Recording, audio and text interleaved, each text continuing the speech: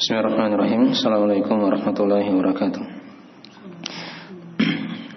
Alhamdulillah, nahmaduhu wa nasta'inu wa nastaghfiruh. Wa na'udzu billahi min shururi anfusina wa min sayyiati a'malina. May yahdihillahu fala mudilla lahu wa yudlil fala hadiya lahu. Asyhadu an la ilaha illallah wahdahu la syarika lahu. Wa asyhadu anna Muhammadan abduhu wa rasuluh sallallahu alaihi wa alihi washabbihi wa man tabi'ahum bi ihsan ila yaumiddin. Amma ba'd. أصدق الحديث كتاب الله وخير الهدي هدي محمد صلى الله عليه وسلم وشر الأمور محدثاتها وإن كل محدثة بدعة وكل بدعة ضلالة وكل ضلالة في النار. أشهد الإخواني وأخواتي الله أعزني الله وإياكم رحمني ورحمكم الله. Tapi di sore hari ini kita akan lanjutkan dari pembahasan kita mengkaji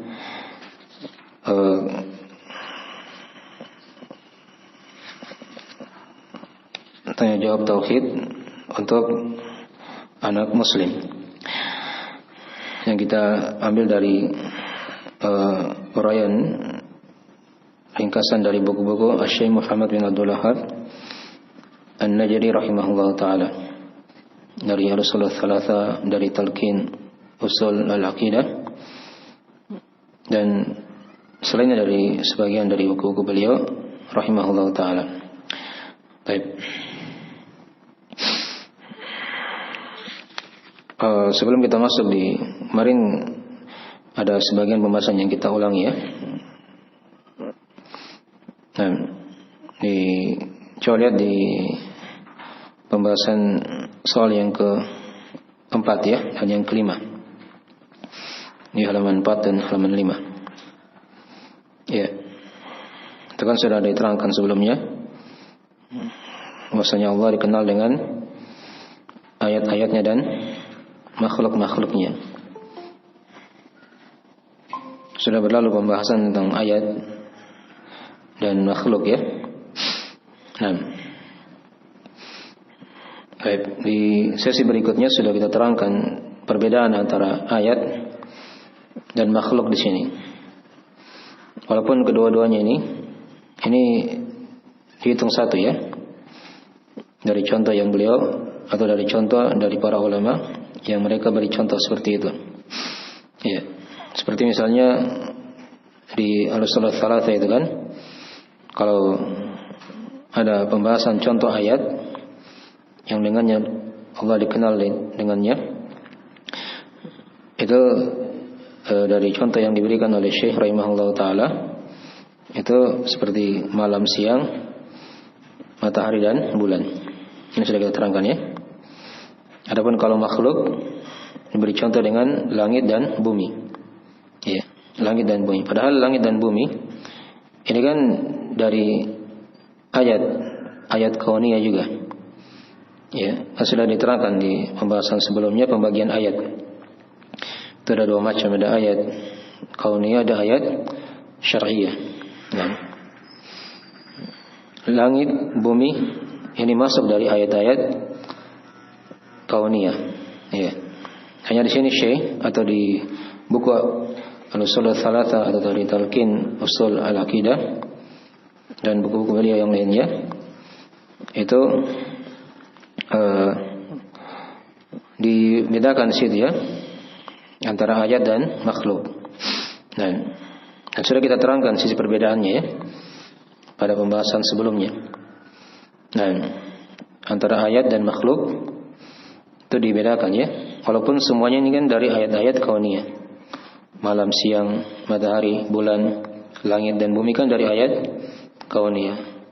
Hanya dibedakan dari para ulama. Kalau ayat itu contohnya malam, siang, matahari dan bulan. Kalau makhluk contohnya langit, bumi, apa yang ada pada langit dan bumi dan apa yang ada di antara keduanya. Kan begitu. Dipahami ya? Baik. Itu yang sudah diuraikan ya. Nah, kemudian juga dari apa sebab perbedaan itu? Itu kan sudah kita terangkan satu di antaranya di pertemuan sebelumnya ya. Nah, di antara perbedaannya karena ayat itu kan memberi pengaruh yang kuat. Ya. Ini bukannya. Ayat itu memberi pengaruh yang kuat. Seperti malam, siang, matahari dan bulan. Itu kan memberi pengaruh yang kuat kepada makhluk. Ya. Kemudian kalau dia bentuknya seperti langit dan bumi, ini kan kurang memberi pengaruh yang kuat kepada makhluk. Padahal makhluk itu kan selalu berada di atas bumi, di bawah kolong langit. Hanya kurang memberi pengaruh kepada mereka. Ya, beda kalau adanya malam berganti siang, adanya matahari, ya, berganti bulan di malam hari, itu kan memberi pengaruh. Memberi pengaruh yang apa? Yang kuat. Ya, dari situlah kenapa dibedakan antara ayat dan makhluk. Baik. Kemudian sisi yang kedua yang diterangkan juga oleh para ulama, kenapa dibedakan antara ayat dan makhluk? Karena dia dari ayat-ayat kauniyah semuanya. Karena memang di bahasa ayat dalam Al-Quran Al-Karim, Allah bahasakan dengan seperti itu. Wa min ayatihi lailu wan nahar wasyamsu wal qamar. Itu kan di bahasa ayat yang dibawakan oleh Syekh di Al-Usul Tsalatsa ya, di Talqin Usul Al-Aqidah dan buku-buku yang lainnya. Ya. Dan di antara ayat-ayatnya tanda-tanda kebesaran Allah adalah malam, siang, matahari dan bulan. Ya. Adapun makhluk, kalau Syekh di Usul Tsalatsa atau Talqin Usul Al-Aqidah itu, ya, beliau bawakan ayat di surah Al-A'raf. Ya. Huwa alladzi khalaqas samawati wal arda fi sittati ayyamin tsumma istawa 'alal 'arsy. Dia Allah yang telah mencipta langit-langit dan bumi pada waktu 6 hari. Kemudian dia istiwa di atas arsy. Ya. Jadi kalau langit dan bumi dikatakan khalaqa. Itu ya. Khalaqas samawati wal ard. Dia yang telah mencipta langit dan bumi. Ya, itu dibedakan memang di ayat-ayat dalam Al-Qur'anul Karim ya. Dari situlah para ulama berjalan ya, membedakan antara ayat dan makhluk tadi. Baik. Jadi dari tambahan penjelasan dari apa yang sudah kita bahas ya, kita tidak baca lagi soal jawabnya, hanya kita ingatkan dari pembahasan sebelumnya. Kemudian juga yang perlu kita ingatkan di sini di soal yang ketujuh ya. Soal yang keenam kan sudah apa? Soal yang kelima tadi sudah ya. Mahya makhluqatuhu. Dijawab situ as-samawati wal ardu wa ma fihima wa ma bainahuma. Ya. Apa itu makhluk-makhluknya? Langit, bumi, dan apa yang ada di pada keduanya, serta apa yang ada di antara keduanya. Ini sudah kita terangkan tadi ya. Baik. Soal yang keenam dan yang ketujuh ini masih berkaitan. Ya. Manil ladzi khalaqaka? Dijawab Allah. Siapakah yang menciptakan kamu? Ya, ini kan jawabannya pasti adalah Allah. Ya. Ini soal jangankan seorang muslim ya, orang-orang musyrik saja itu paham soal ini. Ya, itu diterangkan di ayat Al-Qur'an Al-Karim. Wala in sa'altahum man khalaqas samawati wal ard la yaquluna Allah. Ya.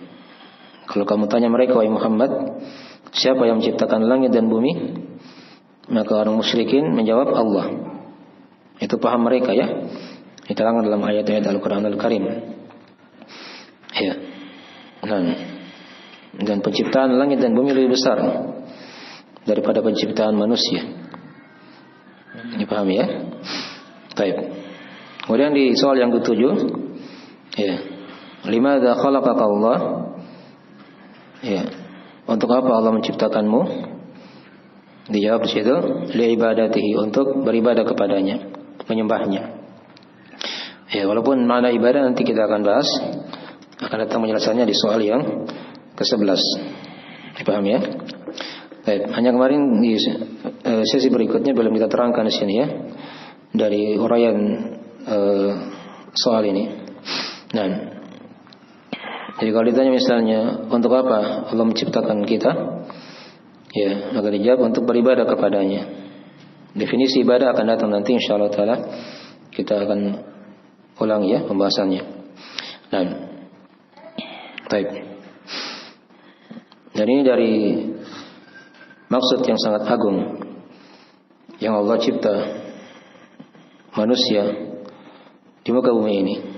Ya, itu kan di usul tsalatsa, di talqin juga usul akidah itu kan Syekh bawakan juga ayat.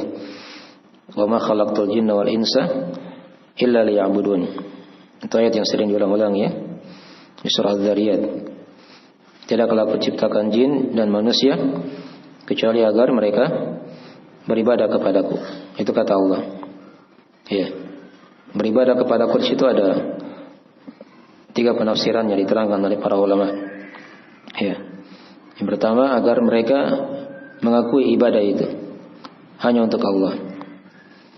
Dan yang kedua ada yang mengatakan, ya, aku tidak ciptakan jin dan manusia kecuali agar mereka mengenalku.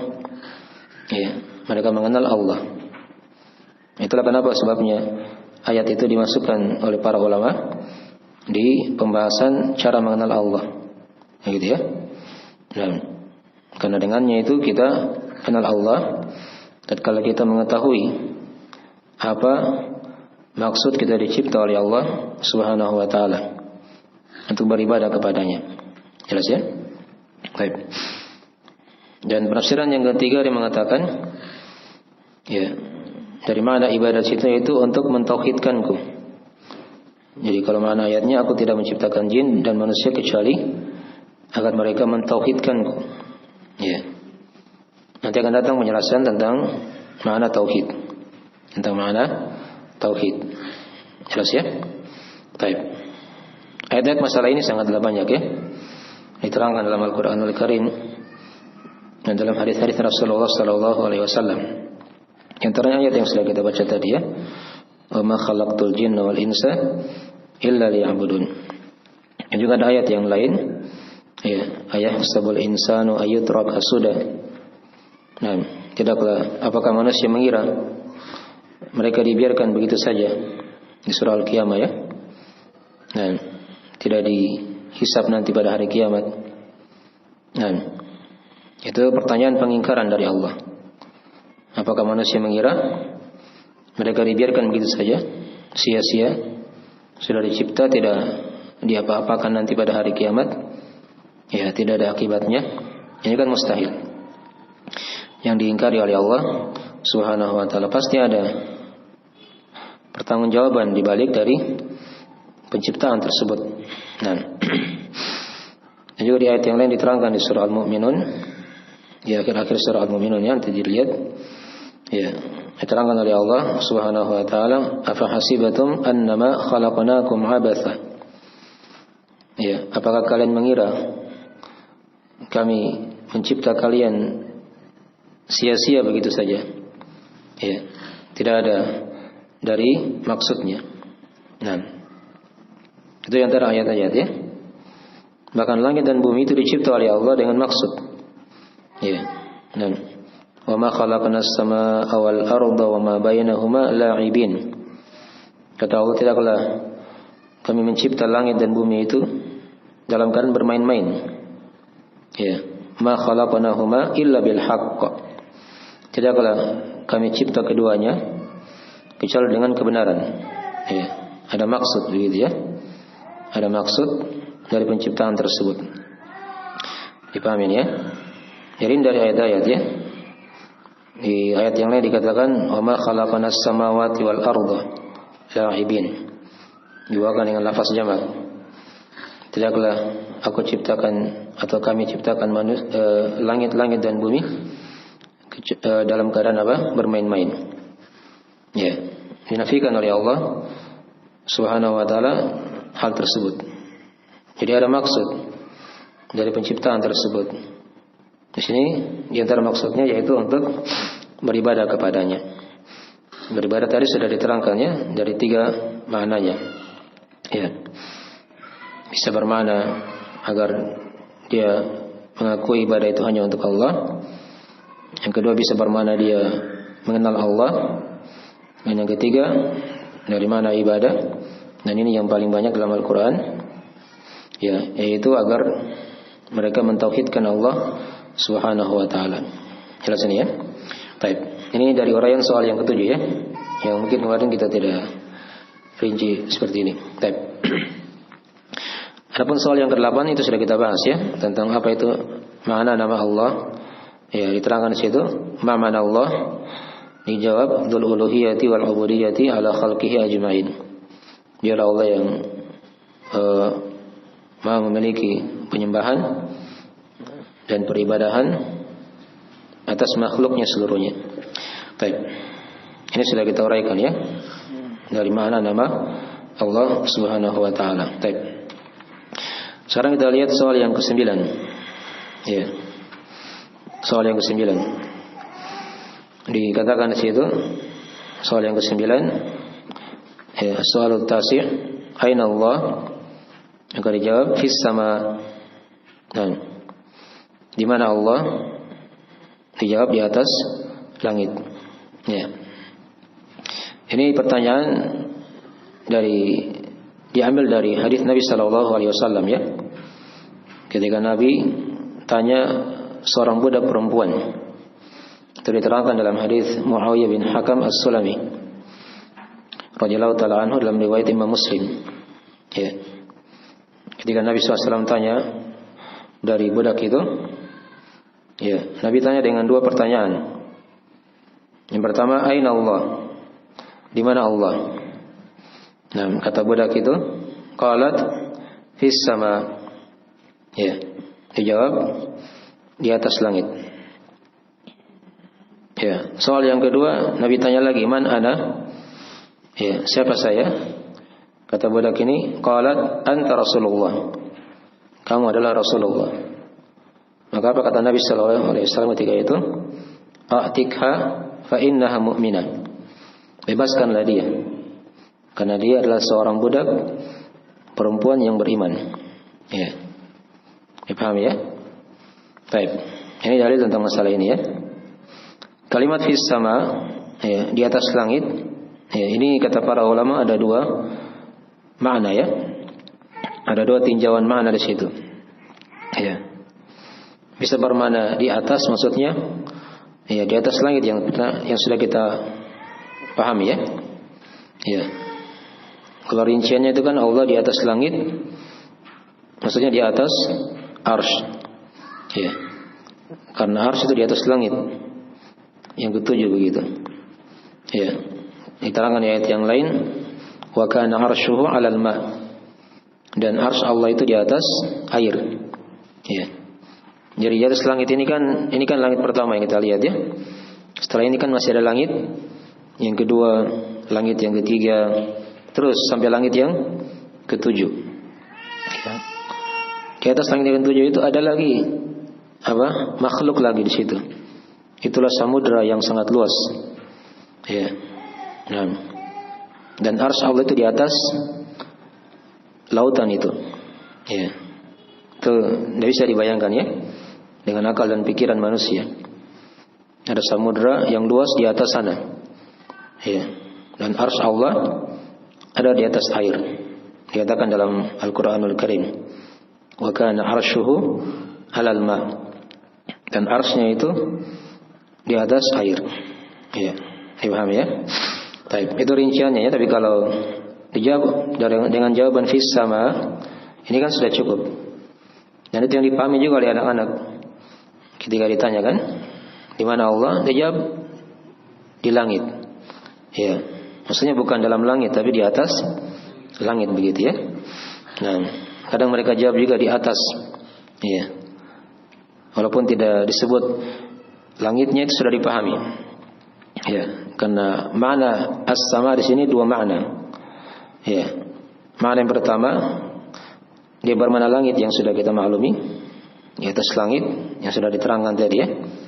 Rinciannya tadi di atas arsy. Ya, di atas arsy.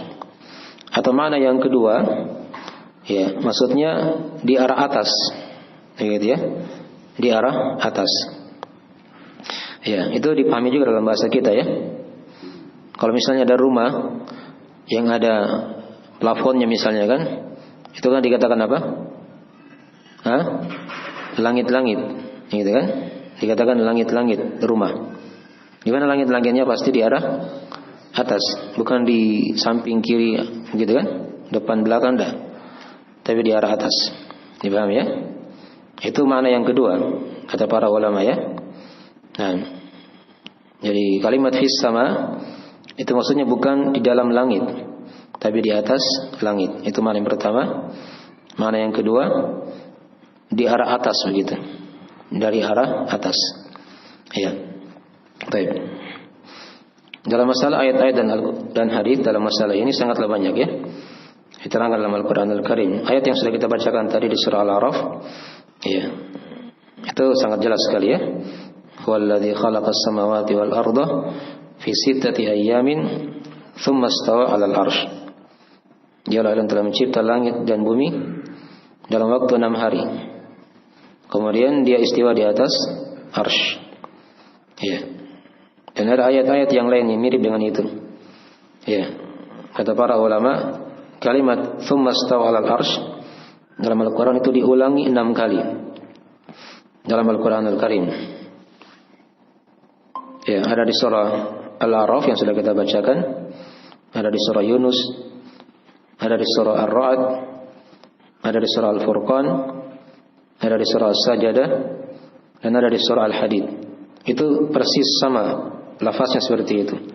Tsumma istawa 'alal 'arsy, 6 kali diulangi oleh Allah Subhanahu wa taala. Ya. Adapun di surah Ar-Rahman, ya. Itu kan dikatakan Ar-Rahmanu 'alal 'arsy istawa. Gitu kan?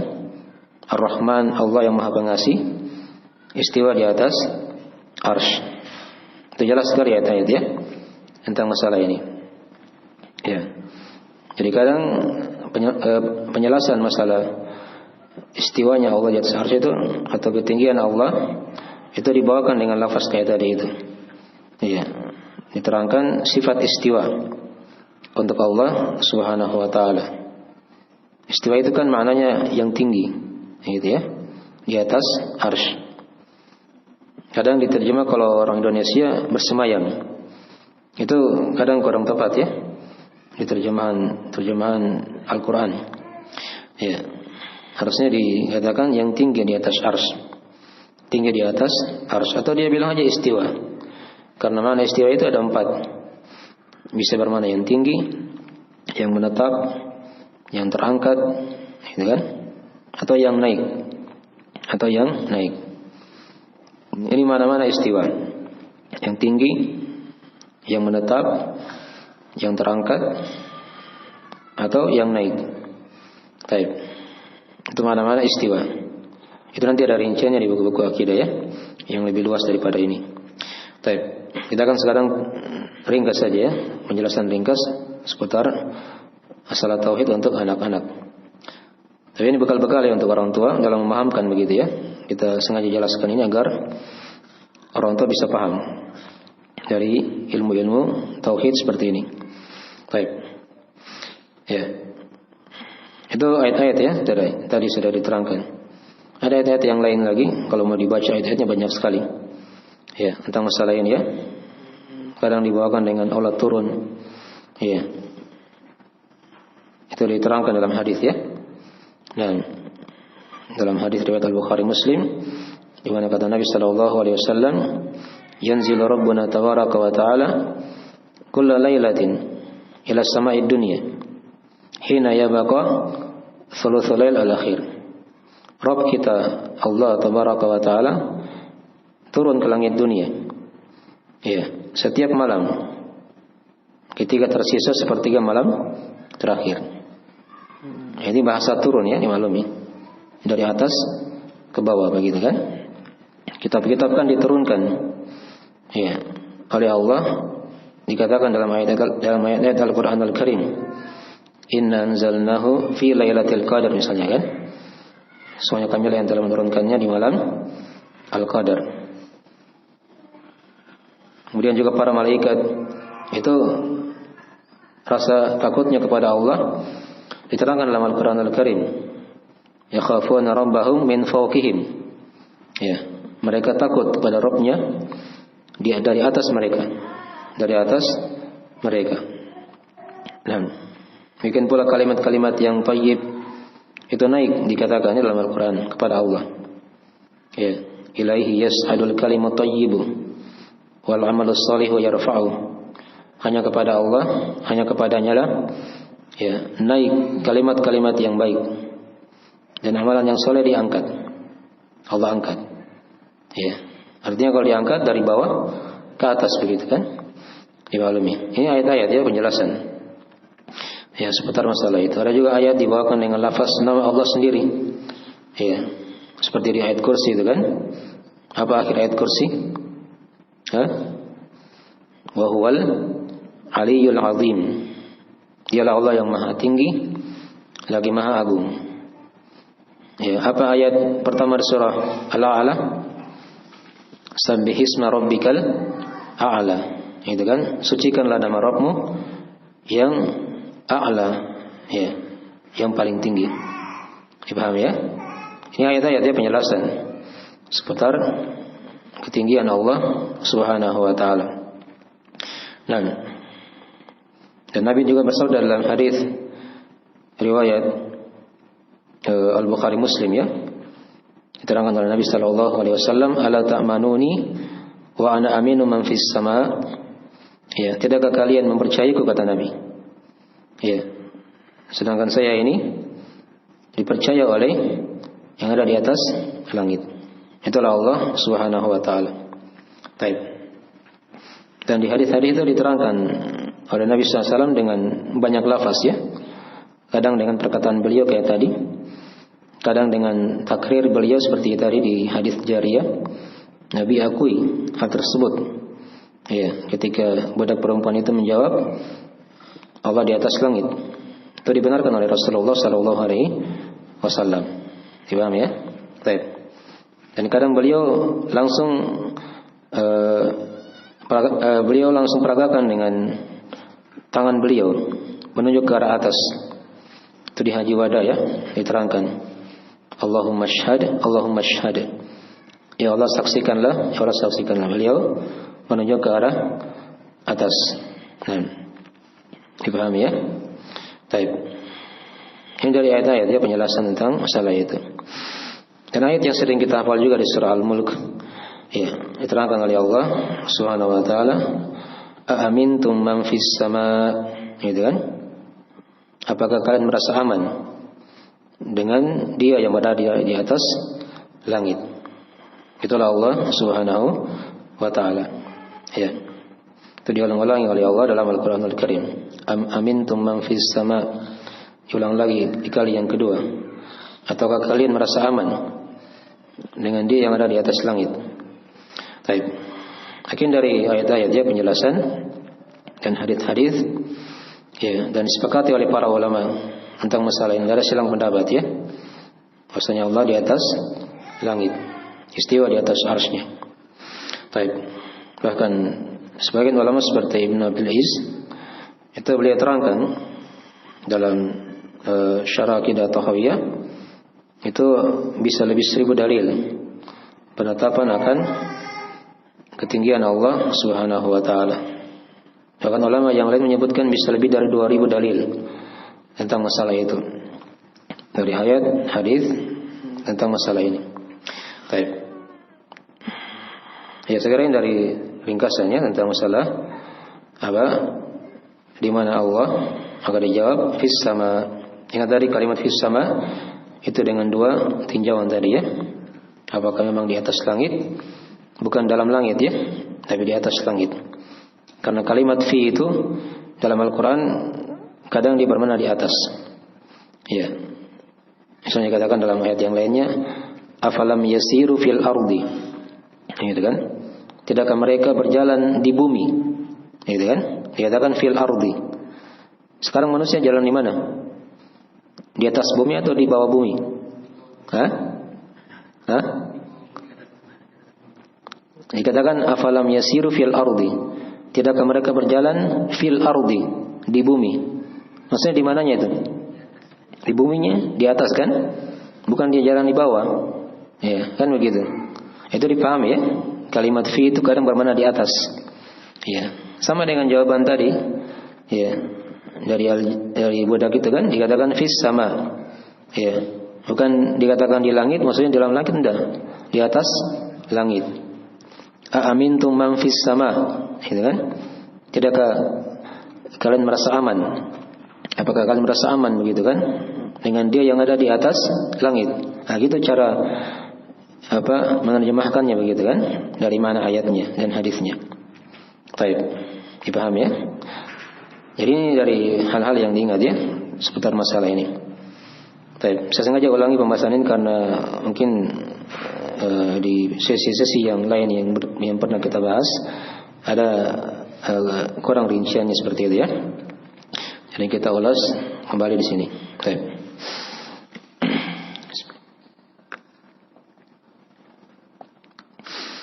Ya, ini selesai sudah ya. Soal yang ke-9. Kita baca sama-sama soalnya ya. Ini ringkas. Ya. Jadi dari soalnya dikatakan Aina Allah. Jawab sama-sama. Aina Allah. Ya. Di mana Allah? Maka dijawab fis sama. Ya, di atas langit. Di atas langit. Baik. Ya, ini sudah selesai soal yang ke-9. Baik, kita baca sampai 5:30 ya. Ini karena tadi mulainya juga sudah 5:30. Baik. Kemudian soal yang ke-10. Ya. As-soalul 'ashir. Soal yang ke-10. Ayyu syai'in ibadatuhu? Ya, apa maksud beribadah kepadanya? Nah, ini masih berkaitan tadi dengan soal yang keberapa tadi? Ke-7 ya. Tadi kan dikatakan limadza khalaqaka Allah liibadatihi. Ya, mengapa, untuk apa Allah menciptakanmu? Maka dijawab untuk beribadah kepadanya. Ya, sekarang dirinci di sini. Ya. Dan ini juga diterangkan oleh Syekh rahimahullah taala di Ushul Tsalatsah ya, dan di Talqin. Ya. Jadi kalau dikatakan di situ apa itu makna ibadah kepada Allah, diterangkan oleh beliau. Ya. Ayyu syai'in ibadatuhu? Apa maksud beribadah kepadanya? Maka dijawab tauhiduhu wa ta'atuhu wa ittiba'u amrihi wajtinabu nahyihi, yaitu mentauhidkan Allah, mentauhidkannya, ya, mentaatinya dan mengikuti perintahnya dan menjauhi larangannya. Ini dari ibadah yang paling agung ya dalam Al-Quran, dalam kehidupan kita ya. Nah, jadi kita dicipta oleh Allah untuk beribadah kepadanya saja, untuk mentauhidkannya ya, untuk mentaatinya, mengikuti perintahnya dan menjauhi larangannya. Baik. Tauhid nanti akan datang menjelaskannya insyaallah taala di soal yang ke berapa nanti? Yang ke-15 nanti ya, insyaallah taala. Apa makna tauhid? Akan dirinci nanti insyaallah taala di situ ya. Baik. Adapun ketaatan dimaklumi. Ketaatan itu ya, kalau di bahasa Syekh di Ushul Tsalatsah seperti itu juga. Ya, dikatakan ketaatan kepadanya yaitu ya, mengikuti perintahnya dan menjauhi larangannya. Itulah makna ketaatan. Ya, ada keterikatan dalam mengikuti perintah dan menjauhi larangan-larangan Allah Subhanahu wa taala. Ini mirip dengan takwa. Mirip juga dengan apa? Dengan takwa. Ya, lakukan perintah dasar ilmu karena mengharap pahala Allah. Dijauhi larangan ya, karena dasar ilmu, karena takut akan siksaan Allah. Dipahami ya? Baik. Ini dari ketaatan yang paling agung, itulah tauhid nanti akan diterangkan. Ya, nanti di soal yang ke-15. Baik. Dipahami ya? Baik, soal lagi tadi soalnya ya, yang ke-10 ini. Ayyu syai'in ibadatuhu? Coba lagi. Ya, ayyu syai'in ibadatuhu? Nanti dikasih harakatnya kalau ada yang kurang harakatnya. Nah, maka dijawab situ tauhiduhu wa ta'atuhu. Ya. Tauhiduhu wa ta'atuhu wa ittiba'u amrihi wa jitinabu nahyihi wattiba'u amrihi wajtinabu nahyihi. Begitu ya.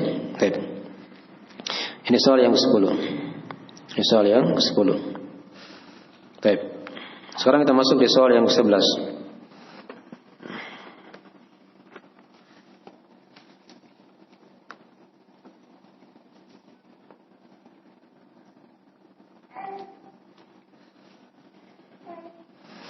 Baik, soal yang ke-11 sekarang akan diterangkan apa itu makna ibadah.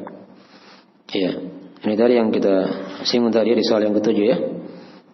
Ketika dikatakan untuk apa Allah menciptakanmu, maka dijawab untuk beribadah kepadanya. Tapi sekarang apa itu arti ibadah? Tapi kita lihat soalnya di sini ya. Nah, makna ibadah? Apa makna ibadah? Baik.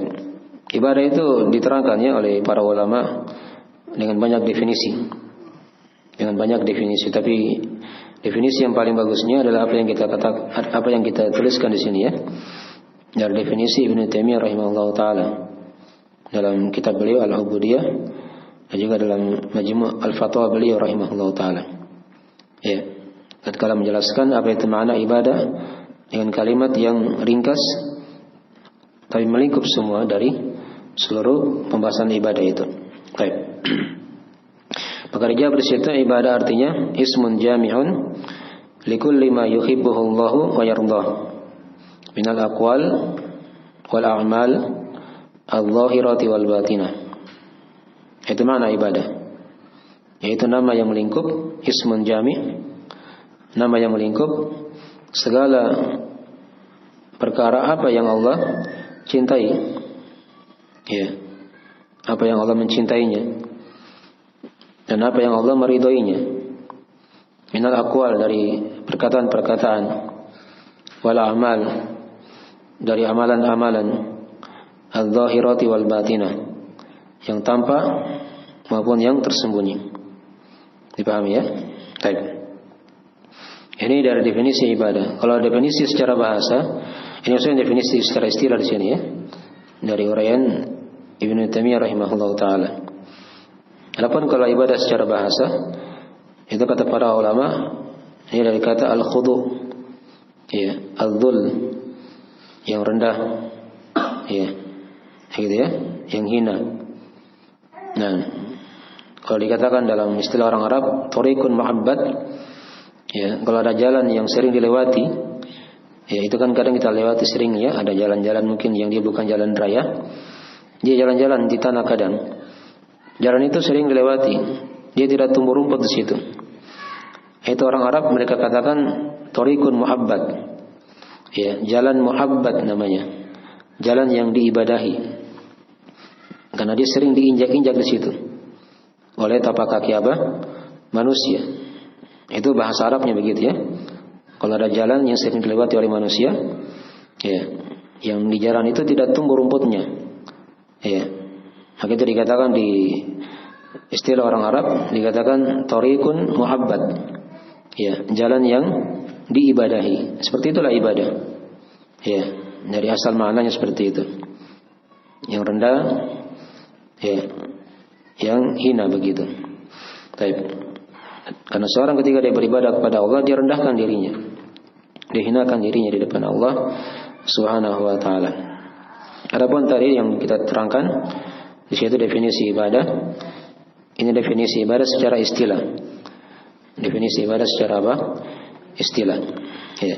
Kita lihat tadi ya, dari definisi ini ringkas dikatakan situ ismun jami', nama yang melingkup. Jadi ibadah itu dia istilah ya. Ya, yang melingkup. Likulli ma yuhibbuhullahu wa yardah. Ya, segala perkara apa saja yang Allah cintai dan Allah apa? Meridhoinya. Nah, jadi itu ukuran ibadah. Kapan ada perkara dicintai oleh Allah dan diridhoi oleh Allah, maka itu pasti ibadah. Baik. Sekarang apa cirinya perkara itu dicintai dan diridhoi oleh Allah? Nah, itu ada ciri-cirinya diterangkan ya. Seperti misalnya Allah perintah pada perkara itu misalnya. Ya. Salat ibadah itu bukan? Ya, ibadah kan jelas. Tapi kan tidak diterangkan dalam ayat atau hadis dikatakan salat itu ibadah. Tidak ya? Nah, tapi dia diperintah oleh Allah. Diperintah oleh Allah Subhanahu wa taala. Ya, aqimus shalah misalnya kan, dirikanlah salat. Tegakkanlah salat. Ya, kalau dia sudah diperintah, maka itu pasti ibadah. Karena pasti dicintai oleh Allah dan diridhai oleh Allah Subhanahu wa taala. Sama dengan ibadah-ibadah yang lainnya. Ya, cirinya dia dicintai, diridhai itu karena ada perintah atau ada anjuran begitu dari Allah atau dari Rasulnya. Jelas ya? Demikian pula puasa. Ya, dikatakan ibadah karena dia diperintah oleh Allah. Zakat, ya, syahadat juga seperti itu sebelumnya ya. Nah, Allah perintah untuk mentauhidkan Allah, itu ibadah yang paling agung. Nah, menunjukkan Allah mencintai perkara itu dan meridhoinya. Dipahami ya? Demikian pula ibadah haji. Ya, diperintah oleh Allah, diwajibkan oleh Allah, maka dia pasti ibadah. Ya. Dan ibadah-ibadah yang lain seperti itu. Cirinya dalam ayat atau hadis ketika dia ada lafaz perintah atau anjuran, maka itu ciri Allah mencintai dan meridhai perkara itu. Kalau sudah dicintai, diridhai, maka dia pasti ibadah. Jelas ini ya? Baik. Ya. Jadi itu definisi ibadah ya. Ismun jami'un likulli ma yuhibbuhullahu wa yardah. Kemudian dirinci lagi oleh Ibnu Taimiyah, minal aqwal. Ya, ibadah itu ada yang berupa al-aqwal, dari perkataan-perkataan. Aqwal dari jamak ya, dari kata qaul. Jamaknya kan al-aqwal. Aqwal jamak taksir kan? Baik. Dari perkataan-perkataan. Perkataan itu kata para ulama ada dua macam. Ya, ada perkataan hati, ada perkataan lisan. Jadi ada ibadah hati, ada ibadah apa? Lisan. Nanti kita akan beri contoh sebentar ya, insyaallah. Kemudian wal a'mal, dari amalan-amalan. Ya. Amalan ini luas. Ada amalan lisan, ada amalan anggota tubuh, ada juga amalan hati. Ya. Jadi ibadah itu perputarannya seperti itu. Hati, lisan, anggota tubuh. Al-zahirati wal batinah. Diperkuat lagi, diperinci lagi dengan kalimat al-zahirati wal batinah. Baik yang tampak ataupun yang tersembunyi. Ya, yang tampak itu jelas, yang terlihat ibadahnya jelas ya. Seperti diucapkan di lisan misalnya, atau dia lakukan dengan gerakan-gerakan, itu kan tampak. Ada ibadah yang batin. Ya, tadi seperti ibadah hati. Seperti ibadah hati. Jelas ini ya? Baik. Maka ini definisi ibadah ya. Ya, jadi kesimpulan di sini oleh para ulama diterangkan bahwasanya ibadah itu ada 5 macam. Ya, ada 5 jenis. Ya, ini diterangkan oleh para ulama ya. Di antaranya diterangkan oleh Imam As-San'ani rahimahullah taala dalam Tathir Al-I'tiqad. Ya, dan juga diterangkan oleh Syekh Muhammad bin Abdul Wahhab Al-Wasabi rahimahullah taala. Ya. Dan jadi para ulama itu membagi ibadah ada 5 macam. Ya, ada ibadah yang berkaitan dengan hati. Ya, kalau bahasa lainnya kadang dikatakan dengan bahasa i'tiqad. Ya. Itulah tadi yang dikatakan sebagai contoh misalnya apa? Cinta kepada Allah. Ya. Ada harapan kepada Allah. Ada rasa takut. Ini kan ibadah-ibadah hati. Ada keridhaan, ya, sabar, syukur. Itu ibadah hati semuanya ya. Dia rindu berjumpa dengan Allah. Nah, yang dari ibadah hati ya. Dari ibadah hati. Dia merasa diawasi oleh Allah Subhanahu wa ta'ala dalam gerak-geriknya, ya, dalam kehidupannya. Itu ibadah hati semua ya. Banyak ya kalau mau diuraikan ibadah-ibadah hati itu. Nanti ada bukunya juga nanti insyaallah taala kita akan kaji dari fikih amalan hati. Ya. Baik. Itu dari perputaran ibadah-ibadah hati. Tadi hanya sedikit contohnya ya. Baik, jelasin ya. Itu dari jenis ibadah. Demikian pula dia malu kepada Allah. Ya. Dan tauhid dari ibadah hati yang paling utama, yang paling agung, yang paling besar. Berkaitan dengan hati seorang, ketergantungannya hanya kepada Allah Subhanahu wa taala. Baik. Ini contoh ibadah hati. Yang tadi yang kedua ada ibadah lisan. Ya, ibadah lisan itu banyak contoh-contohnya misalnya. Seperti apa coba? Beri contoh. Ibadah lisan. Sering lewat ini. Zikir. Dibaca zikir kan? Apalagi ibadah lisan? Yang baca salawat, ya. Atas Rasulullah. Jelas ya? Itu kan diucapkan. Apalagi ibadah lisan? Membaca Al-Quran. Itu kan ibadah lisan. Dan dia perintah kepada yang ma'ruf, dilarang dari yang mungkar. Itu ibadah lisan semuanya. Apalagi yang lain?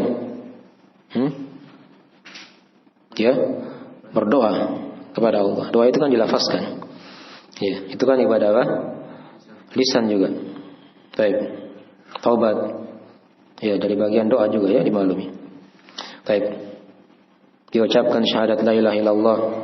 Itu kan ibadah lisan yang merupakan zikir yang paling utama. Baik. Itu sudah dua ya. Ya. Dari ibadah hati ada ibadah lisan. Hati kan dia tidak nampak, yang batin.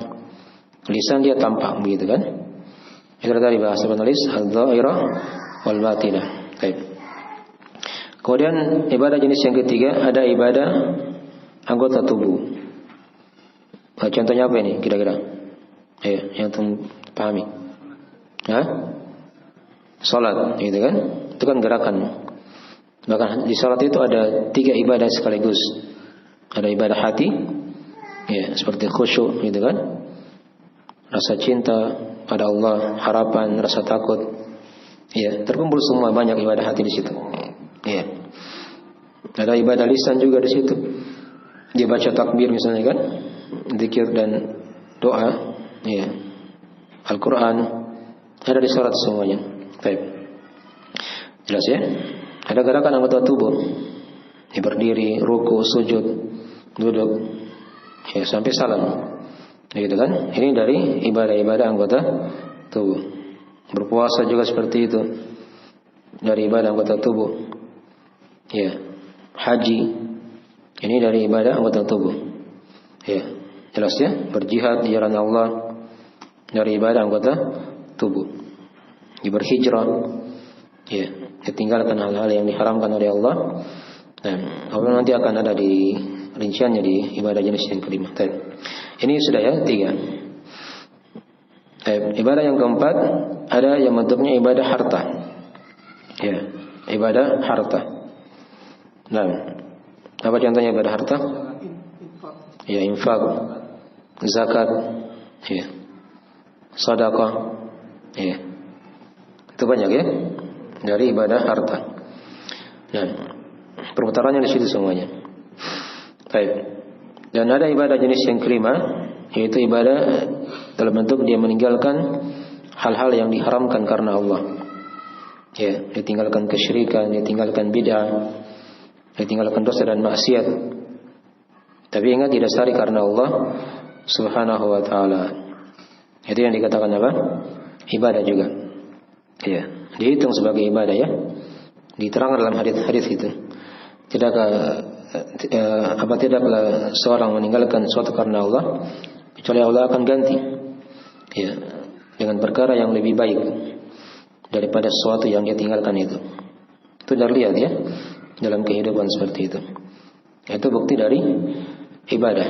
Dan ada bentuk dia tinggalkan hal-hal yang diharamkan ya karena Allah Subhanahu wa taala. Baik. Akhirnya dari akhir pembahasan kita ya di sore hari ini kita sampai di soal yang ke-11 saja ya. Yang ke-12 ini kalau kita bahas masih panjang lagi insyaallah taala. Nanti kita uraikan di sesi berikutnya. dengan izin Allah Subhanahu wa taala. Baik. Silakan kalau ada yang kurang dipahami ditanyakan baik di online atau di offline. Nah.